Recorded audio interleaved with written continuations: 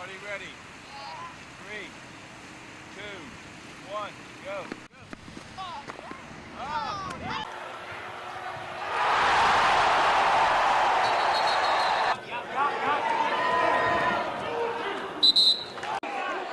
Like an eligible receiver.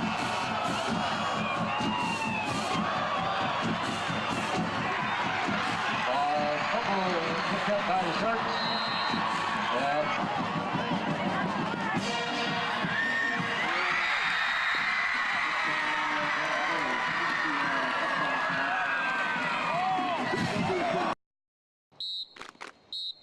Camonte Grimes is among the best of the best. It's cool because this is the top 70 guys in my class, in the class of 2021. The 15-year-old wide receiver will be under the lights in front of his hometown crowd and on national TV tonight, a goal he's had for quite some time. It feels good.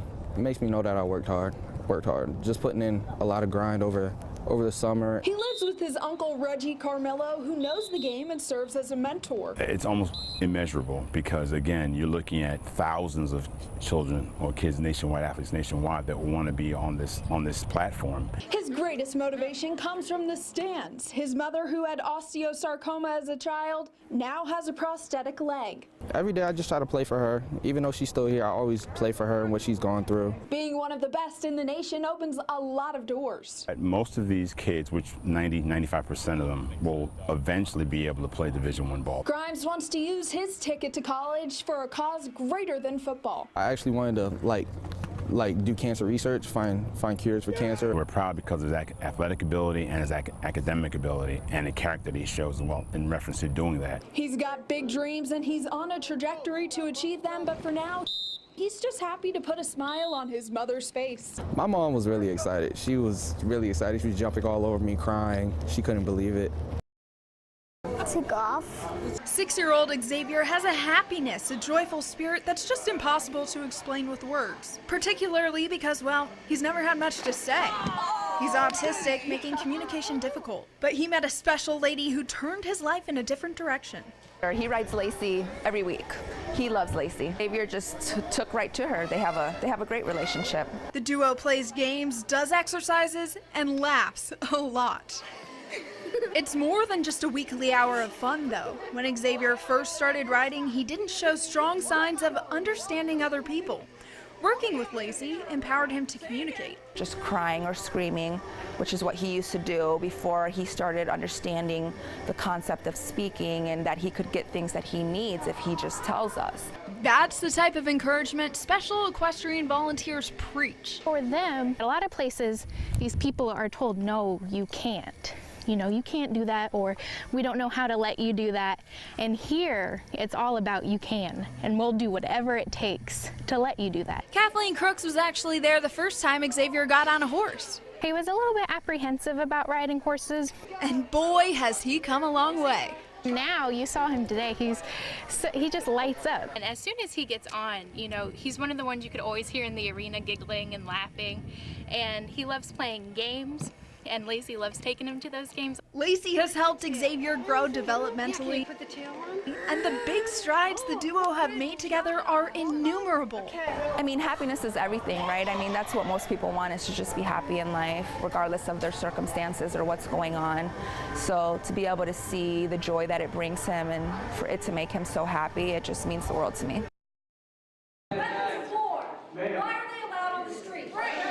From frustration to cheers to jeers. Emotions went wild today at Congressman Francis Rooney's town hall meeting in North Naples. But I know that it's important that people can speak up. It was the first town hall for Rooney after facing harsh criticism from constituents that he hadn't held one during the district work period last week. I've just been working Monday through Friday, as have all the other members of the House and Senate, so I haven't been able to have time to do this before now. Questions for Rooney varied from congressional term limits to fracking, immigration to gun rights. I think that they really tore into him, and I think he did a great job.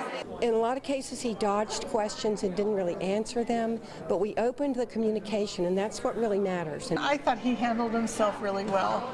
I'm a person who doesn't agree with a lot of what he said. Rooney says despite the contentious room and heated arguments, the afternoon was a success. I mean, we are America, and this shows how great our country is right here. It's the end of an era. Nothing's the way it was, 40, 50 years ago. Everything's changing with technology nowadays. The news press is saying goodbye to their 30-year-old printing press. For the first time in over 130 years, the paper is being printed in Naples instead of Fort Myers. President Mike Young says the change gives readers a better news experience, but the feeling is bittersweet. We've printed on these presses for more than 40 years, and to have them removed is sad, and it's also important to move forward. So pieces of U.S. history are scattered across the floor. This press has printed millions of newspapers dating back to the days of Thomas Edison. But Young says times have changed, and that means out with the old, in with the new. they've noticed the quality is improved, and the content is also better, as we were able to use assets from both newspapers to provide a better experience for news press readers. Teardown is expected to last 2 weeks, and Young says News Press will debut its newest version of the paper starting August 2nd. Kelsey Kushner, Wink News Now. Well, first I want to show you the back of this controversial statue here in downtown Fort Myers. You can see it says, in honor of the man for whom this county was named.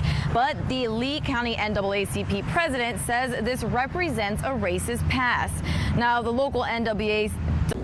Yeah, Brittany, we're hanging out by Boca Grande Sandbar over here. Let me give you a live look at what's going on. If you can see, lots of people out here on the water for the holiday weekend. And as you mentioned, we are here with FWC. So let me introduce you right now. This is Brian Norris with FWC. And Brian, so busy weekend. What have you been looking for out here on the water? One of the big things we're looking for is just making sure people are operating their boats safely. We're looking for people that are operating carelessly and possibly under the influence of alcohol.